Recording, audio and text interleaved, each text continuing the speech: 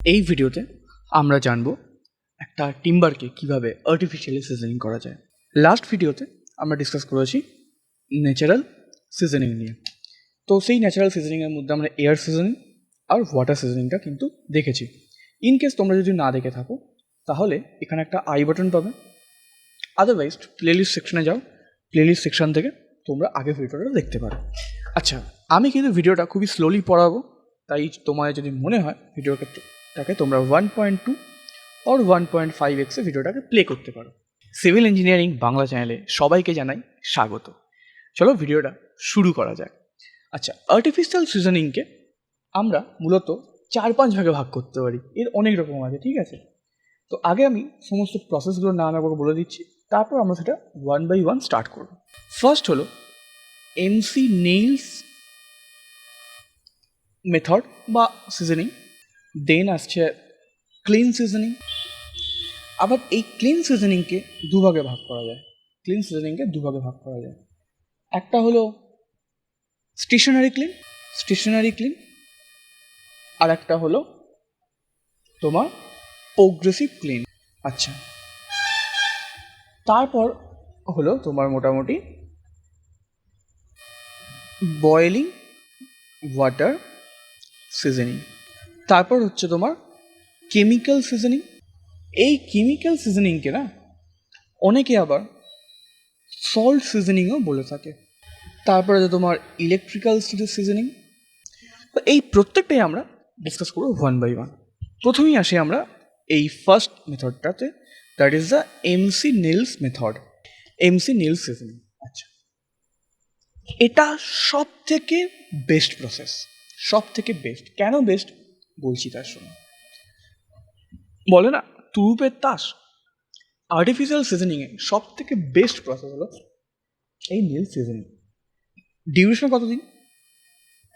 15 days থেকে 2 months। কেন এরকম? না, ডিপেন্ড অন টিম্বার, তার ডেন্সিটি কেমন, সেই গাছটার হচ্ছে নেচার কেমন। তো তাই জন্য মোটামুটি 15 দিন থেকে 2 মাসের মতো সময় লাগে। এটা সব থেকে কুইকেস্ট মেথড। ইভেনচুয়ালি এটা বেস্ট বাট কস্টলি। এবং এতে বেনিফিট কী আছে যদি দেখি, বেনিফিট যদি আমরা দেখি, মোটামুটি সব থেকে বড় কথা, এইটা প্রসেসটার পর গাছটা আরও ডেন্স হয়ে যায়, আরও হার্ড হয়ে যায়, স্ট্রেংথ ইনক্রিমেন্ট তো করেই, এবং ড্রাই রটের যে অ্যাটাক করে সেটার chance almost zero, but sometime দেখো অ্যাক্সিডেন্ট হতেই পারে, বাট চান্স কমে যায় বাস, ঠিক আছে? তো এগুলো কিছু বেনিফিটস। আচ্ছা, প্রসেস কীভাবে হয়? একটা চেম্বার তৈরি করা হয়। চেম্বারটা কিসের তৈরি করা হয়? আর চেম্বারটা বেসিক্যালি ব্রিক দিয়ে বানানো হয়, চেম্বারটা ব্রিকের হয়। গাছগুলোকে টিম্বারগুলোকে এরকমভাবে এখানে চুবিয়ে দেওয়া হয়, এবং এমনভাবে চুবানো হয় যাতে কিনা 1/3 কিন্তু, মানে এই যে ধরো চুবে আছে, মানে এই 1/3 যেন উপরে বেরিয়ে থাকে, এবং এইখানে কিন্তু জলটা ফুটতে থাকছে, এবং জলের মধ্যে তোমার কেমিক্যাল থাকে, অনেক রকম জিনিসপত্র থাকে, এবং ওখানে অনেক রকম গ্যাস ফ্যাস হ্যান ত্যান অনেক তৈরি হয়, এবং গ্র্যাজুয়ালি গাছটা খুব সুন্দরভাবে সিজন হয়। এবং সব থেকে এটা কার্যকর হয় ফর গ্রিনউড, মানে জাস্ট কাটা হয়েছে, তাকে তাকে এই প্রসেসে ছেড়ে দাও, ও ঠিক সব কিছু হয়ে যাবে। তো এই হলো আমার এমসি নেল সিজনিং। হোপফুলি ব্যাপারটা বুঝতে পেরেছো। বেশ, এবার আমরা পড়বো ক্লিন সিজনিং। আচ্ছা, ক্লিন সিজনিংয়ের গল্প কি? ক্লিন কথাটার মানে কি? ক্লিনের গল্প মানেই ধরে রাখো একটা চেম্বার আছে, যে চেম্বারের মধ্যে হিট দেওয়া হবে তোমাকে, সোজা কথা। ব্রিক পড়েছো তো, পাক মিল হ্যান ত্যান ছিল। ক্লিন মনে পড়ছে? ক্লিনের গল্প। ক্লিন মানে একটা এমন কিছু বন্দি খাঁচা হবে যার মধ্যে আগুন দেওয়া, সোজা কথা, ঠিক আছে? এবার দেখো ক্লিনের গল্পটা কি। বাট তার আগে ক্লিনের ছবিটা দেখো। এই দেখো ছবিটা, বুঝতে পারছো? বলেছিলাম না একটা ঘর আছে, যে ঘরের মধ্যে দেখো তোমাকে হিট করা হবে, এবং এটা পুরো কিন্তু কম্প্যাক্ট। সেই হিট করার মাধ্যমে কী হবে, এই এয়ারের সমস্ত স্টিমগুলো থাকবে, সেগুলো তোমার বেরিয়ে যাবে। হিট করার পর যে তোমার স্ট্রিমটা, সেই স্ট্রিমগুলো এই পাইপের ভিতর দিয়ে আসবে এবং এখানে একটা ফ্যান থাকবে যে এই স্টিমটাকে ভালো করে সার্কুলেট করবে। এবং সেম দেখো, আমরা আগের বারে যে এয়ার সিজনিংয়ের সময় যেমনভাবে সাজিয়েছিলাম গাছগুলোকে, এখানেও দেখো ঠিক সেমভাবে গাছগুলো কিন্তু সাজানো আছে, যার মানেই হলো যাতে সমস্ত দিক থেকে এয়ার সার্কুলেট হতে পারে ভালোভাবে। এটাই আমাদের কিন্তু মোটো বেসিক্যালি, ঠিক আছে? এটাই হলো একদম গোলা বাংলা ভাষা। তাহলে বেসিক্যালি এটা একটা এয়ার সিজনিং, কিন্তু এখানে আমরা হট এয়ার ইউজ করছি, দ্যাট ইজ ওয়াই এটা একটা আর্টিফিশিয়াল সিজনিং, সোজা কথা। আচ্ছা, তা হট এয়ার যখন হচ্ছে তার তো ডিফারেন্ট টেম্পারেচার থাকবে, তাই টেম্পারেচার কত হবে না, টেম্পারেচার হলো 35 থেকে 38 ডিগ্রি। এটা হলো আমাদের টেম্পারেচার, এই টেম্পারেচারটা মেনটেন করতে হবে। এবার কিছু গল্প আছে। এই যে গরম করছো, টেম্পারেচার ময়েশ্চার কন্টেন্ট বার করছো, টেম্পারেচার 35 থেকে 38 মেনটেন করছো, এর ফলে দুটো জিনিস হয়। এক হলো গাছটার কালার খুব ডার্ক হয়ে যায়, এটা তাও অ্যাকসেপ্ট অনেকে করে, অনেকে করে না। নাম্বার 2 যেটা সব থেকে বড়ো প্রবলেম, গাছটা কিন্তু একটা ব্রিটেল মেটেরিয়ালে কনভার্ট হয়ে যায়। ছিল ডাকটাইল, হয়ে গেল ব্রিটেল।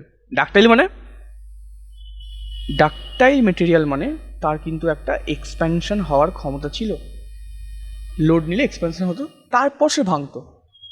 এটা আমাদের জন্য কিন্তু খুব ভালো পয়েন্ট। আমরা সবসময় ডাকটাইল মেটেরিয়াল প্রেফার করি, যে কারণে আমরা টিএমটি বার ইউজ করি, নট রাদার দ্যান এইচওয়াইএসডি ইউজ করি। তখন যদি আমরা আর্টসি পড়ি তখন জানতে পারবো কেন টিএমটি ইউজ করি আমরা। ব্রিটেল মেটেরিয়াল কিন্তু দুম করে ভেঙে যায়। এই দুটো কিন্তু তুমি বলতে পারো এইটার ডিসঅ্যাডভান্টেজ। ডাল মে কুছ কালা হ্যাঁ। এবার গল্প হলো, তাও দেখো সব কিছুই ভালো থাকে, মন থাকে, সব কিছু নিয়েই আমাকে চলতে হবে, তার নামই জীবন। ওয়াহ, হোয়াট আ ডায়লগ। এইটার দুটো ভাগ আছে, মানে ক্লিন প্রসেসের না, ক্লিন সিজনিং দুটো ভাগ আছে, আমি তো বলেইছিলাম। একটা হলো স্টেশনারি, আর একটা হলো তোমার নন প্রোগ্রেসিভ। চলো প্রথম আমরা দেখবো স্টেশনারি ক্লিন সিজনিং। এই হলো স্টেশনারি ক্লিন ছবি। এবার গল্প, স্টেশনারি মানে কি, এক জায়গায় বসে ঠুটো জগন্নাথ এক জায়গায় চুপচাপ বসে গেছে। স্টেশনারি ক্লিনের গল্পটা হলো এই বিশাল চেম্বার, এই চেম্বারের মধ্যেই ওপেনিং স্পেস, এখান থেকে কাঠগুলোকে ঢোকানো হয়, তারপর একে হিট আপ করা হয়, ঠিক আছে? এই একটাই কম্পার্টমেন্ট, সেই কম্পার্টমেন্টের মধ্যেই যা কিছু করা হয়। কিন্তু এটা সেখানেই করা সম্ভব। দেখো তো, এটা মোটামুটি বাংলা ছলে বলে দিলাম যে ঠুটো জগন্নাথ, একটাই চেম্বার, একটাই কম্পার্ট, কিন্তু এখানে কে যে গল্প আছে। এটা তখনই সম্ভব যদি টেম্পারেচার আর হিউমিডিটিকে প্রপারলি কন্ট্রোল করা যায়, তবেই কিন্তু এই স্টেশনারি ক্লিন সিজনিং করা যায়। এরপর কি আছে, প্রোগ্রেসিভ ক্লিন সিজনিং। প্রোগ্রেসিভ মানে কি, প্রোগ্রেসিভের গল্প হলো অনেক চেম্বার থাকবে এবং বিভিন্ন টেম্পারেচার চেম্বার থাকবে, সেই চেম্বারের মধ্যে দিয়ে কাঠের স্ট্যাকগুলোকে মুভ করানো হবে, এটা হলো প্রোগ্রেসিভের গল্প। কিন্তু মুভ যখন করবে, স্পিড অফ মুভিং স্ট্যাক প্রচণ্ড স্লো হবে, কিন্তু যত স্লো হবে তত কিন্তু ভালোভাবে এই তোমার স্যাপগুলো, ময়েশ্চার কানাগুলো বেরিয়ে আসবে। এবং এখানে কিন্তু টেম্পারেচারটাকে লো রাখা হয় এবং হট এয়ারকে বেশি করানো হয়। So this is our progressive clean seasoning. এবার যেটা পড়বো সেটা হলো seasoning by boil water seasoning. দেখো, নর্মাল ওয়াটার সিজনিং পড়েছি তো, এবার বয়েল ওয়াটার কি, গল্পটা আলটিমেট সেই ঘরে তোমাকে ওখান থেকে ময়েশ্চার কন্টেন্ট বার করতে হবে, সোজা কথা, ঠিক আছে? অনেক রকম প্রসেস দিয়ে যেটা পছন্দ করে। একটা চেম্বার থাকবে, যে চেম্বারের মধ্যে বয়েল ওয়াটার থাকবে, সেখানে তোমাকে উডগুলোকে রাখতে হবে গ্র্যাজুয়ালি। তো সেখান থেকে রাখার পর কিছুটা টাইম ডিউরেশন লাগবে, সেই ডিউরেশনের পর পার করে আনতে হবে। ডিউরেশনটা কত, এইটা এখান থেকে কোশ্চেন আছে। ডিউরেশনটা হলো 4 hours, এটা খুব ফাস্ট। কিন্তু যে একটা কথা যে মনে আছে, পিপিলিকার পাখা গজে মরিবার তরে, গল্পটা হলো এখানেও প্রবলেম। যেহেতু তাড়াতাড়ি হচ্ছে, বয়েলিং ওয়াটার হচ্ছে, স্ট্রেংথ ডিক্রিজ করছে, ইলাস্টিসিটি ডিক্রিজ করছে, এবং শ্রিঙ্কেজেরও চান্স থাকছে। তো এই জন্য এটা ইউজ করাটা নট রেকমেন্ডেড, বাট কিছু অপশান না থাকে তোমাকে করতেই হবে। মানে এই মোমের থেকে কানা মামা ভালো, মানে সব প্রসেস আছে, সেই সময় দুষ্টু গরুর থেকে শূন্য গাল ভালো, বাট যখন কেউই নেই তখন নেই মামার থেকে কানা মামা ভালো, ঠিক আছে? এই জন্য এটা জেনে রাখা ভালো। এবার কি আছে, স্টিম সিজনিং। স্টিম সিজনের গল্প কি, এই একটা চেম্বার থাকে, চেম্বারের গাছকে পুড়ে দাও, পুড়ে চেম্বারটাকে বন্ধ করে দাও, তারপর স্টিম ফ্লো করো, ব্যাস গল্প শেষ। কিন্তু এইটা করার মজা, বেনিফিট আছে। এই স্টিম সিজনিং করার ফলে কিন্তু ড্রাই রট হওয়ার কোনো চান্সই থাকে না। ড্রাই রট হওয়ার কোনো চান্স, এটা সব থেকে বড় একটা অ্যাডভান্টেজের। যখন আমরা ড্রাই রট নিয়ে ভিডিও করবো তখন সেখানে আমরা ডিসকাস করবো যে ড্রাই রট বলতে জিনিসটা কি। আচ্ছা, এরপর কি করবো, কেমিক্যাল অর সল্ট সিজনিং। এখানে কি করা হয়, এরকম একটা তোমার পাত্র, মানে আই মিন টু সে জায়গা থাকে যেখানে জল থাকে না, যেখানে জল থাকে না, স্টিম থাকে না, কি থাকে, কেমিক্যাল থাকে, যে কেমিক্যালের মধ্যে গাছটাকে চুবিয়ে দেওয়া হয়, সোজা কথা, ঠিক আছে? এবং তারপর সে গ্র্যাজুয়ালি ওখানে সিজনিং হয়ে যায়। এই হলো খুব সিম্পল কেমিক্যাল বা সল্ট সিজনিং। এবং এর অ্যাডভান্টেজ কি, অ্যাডভান্টেজ হলো এক্সটার্নাল ক্র্যাক কিন্তু জেনারেট করে না, এক্সটার্নাল ক্র্যাক জেনারেট করে না। কারণ এইটার মজা হলো, যদি ধরো এটা একটা কাঠ হয়, কাঠের ইনার সেকশনটা ড্রাই হয়ে যায়, কিন্তু এই আউটার সেকশনটা না ড্রাই হয় না খুব একটা। ড্রাই যদি না হয় তাহলে সেখানে কিন্তু ক্র্যাক হওয়ার চান্স খুব কম থাকে। এরপর যেটা দেখবো সেটা হলো আমাদের ইলেকট্রিক্যাল সিজন।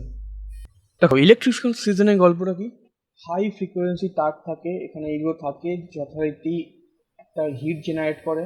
সেম গল্পটা সেম ভাই, একটা কিছু গরম তোমাকে ব্যাপারটা তৈরি করতে হবে, গরম টেম্পারেচার থাকে, সেখান থেকে ও মাল বের করে, মাল বলতে আই মিন টু সে তোমার ময়েশ্চার কন্টেন্টকে ও বের করে আনবে, ঠিক আছে? কী কারেন্ট থাকে, এসি কারেন্ট থাকে, this is your AC current source. আচ্ছা, আর কি থাকে, এবং এর মেকানিজমটা খুব অদ্ভুত। দেখো, কাঠ তো তোমার ইলেকট্রিক রেজিস্ট্যান্স করে, মানে টিম্বার ইলেকট্রিক রেজিস্ট্যান্স এর বেশি, ঠিক আছে? যার ফলে যখনই তুমি তাকে ইলেকট্রিক দেবে, ইলেকট্রিক যাবে না। ইলেকট্রিক যদি না যায় তাহলে তখন কী হবে, হিট জেনারেট হবে। হিট জেনারেট হয়ে লাভ কী, ভিতর থেকে সমস্ত ময়েশ্চার কন্টেন্ট বেরিয়ে যাবে। লজিকটা বুঝতে পেরেছো, কি সুন্দর লজিক বলো? এবং সব থেকে র্যাপিড প্রসেস, এটা সব থেকে র্যাপিড প্রসেস। এটা তো তাহলে অ্যাডভান্টেজ হয়ে গেল। তাই ডিসঅ্যাডভান্টেজ ঠিক উল্টোটা, too costly and high maintenance. এটা তাহলে এর ডিসঅ্যাডভান্টেজ। হ্যাঁ, তুমি বলতে পারো হাই স্কিল লেবার রিকোয়ার, সেটাও ডিসঅ্যাডভান্টেজ বলতে পারো। সে মোর রিস্কি বলতে পারো, বাট ওগুলো চলে না, পরীক্ষা খাতায় পয়েন্ট মনে না আসলে তখন লিখবে, আমি এখানে এগুলো বলছি না, ঠিক আছে? তো এখানেই আমাদের শেষ হলো আর্টিফিশিয়াল সিজনিং। আশা করি ভিডিওটা ভালো লেগেছে, একটু লম্বা হয়ে গেছে তাই জন্য আমি ক্ষমা প্রার্থী। তো অনেকগুলো ছিল না, তো তাই একটু সময় লাগলো। ভিডিও যদি ভালো লাগে লাইক করো, এবং এই ভিডিও থেকে নতুন কিছু শিখলে বন্ধুদের সাথে কিন্তু অবশ্যই শেয়ার করতে ভুলো না, মানে এগুলো আমাকে সাহায্য করে আরও এরকম ভিডিও বানানোর জন্য। পরের ভিডিওতে আমরা ডিসকাস করব comparison between natural and artificial seasoning. আর কোনো রকম যদি ডাউট থাকে অবশ্যই আমাকে কমেন্ট করো, আমি ডেফিনেটলি আনসার দেবো। ভিডিও দেখার জন্য অসংখ্য ধন্যবাদ। দেখা হচ্ছে পরের ভিডিওতে। সুস্থ থেকো, সাবধানে থেকো, ভালো থেকো।